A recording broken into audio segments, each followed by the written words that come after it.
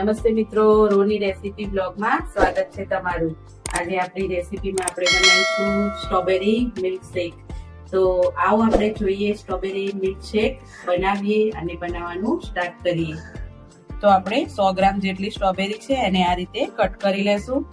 4 ભાગમાં એકદમ fresh strawberry છે આપણી, અને આ રીતે બધી સ્ટ્રોબેરીને કટ કરી લઈશું।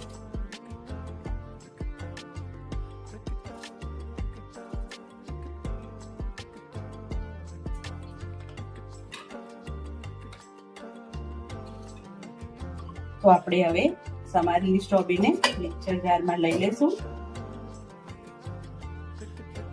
અને ખાંડ લીધી છે મેં 2 થી 3 ચમચી, જે પ્રમાણે ગળ્યું લેતા હોય એ પ્રમાણે લઈ લેવાની। હવે આને પહેલા ક્રશ કરી દઈશું। તો આ રીતે સ્ટ્રોબેરી અને ખાંડ પહેલા આપણે મિક્સ કરીને આ રીતે કરી લેશું। હવે આપણે એડ કરીશું એક વેનીલા આઈસ્ક્રીમ। તમારી જોડે વેનીલા એસેન્સ હોય એ પણ તમે નાખી શકો છો, 2 ટીપા જેટલા, પણ અહીંયા વેનીલા આઈસ્ક્રીમનો ટેસ્ટ મસ્ત આવે છે એકદમ।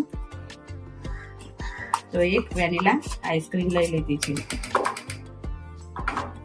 અને આ દૂધ છે 500 થી 600 ગ્રામ જેટલું, એને પણ આપણે જોડે જોડે એડ કરી અને ક્રશ કરી જ લેશું। હવે આપણે ક્રશ કરી લઈએ। જો આપણે એટલું તો કરી લીધું, પછી જે આપણી મલાઈ છે, ઘરની જે ફ્રેશ મલાઈ હોય છે દૂધ ઉપરની, એને પણ આપણે 1 વાડકી જેટલી લઈ લીધી છે, અને એને પણ આપણે ક્રશ કરી લઈશું। થોડુંક જ ક્રશ કરવાનું રહેશે, હવે વધારે કરવાનું નથી।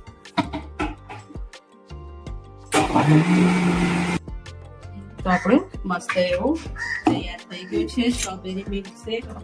આપણે જોઈ લઈએ, એકદમ મસ્ત ક્રીમી એન્ડ ટેસ્ટી પણ, છોકરાઓને પણ બહુ જ ભાવે અને મોટાઓને પણ ભાવે। અને હા, તમે ઉપવાસમાં પણ આને લઈ શકો છો।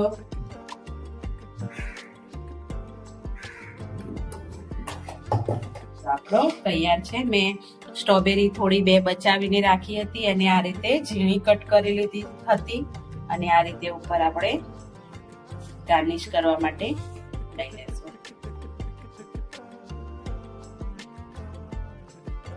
છે ને એકદમ મસ્ત।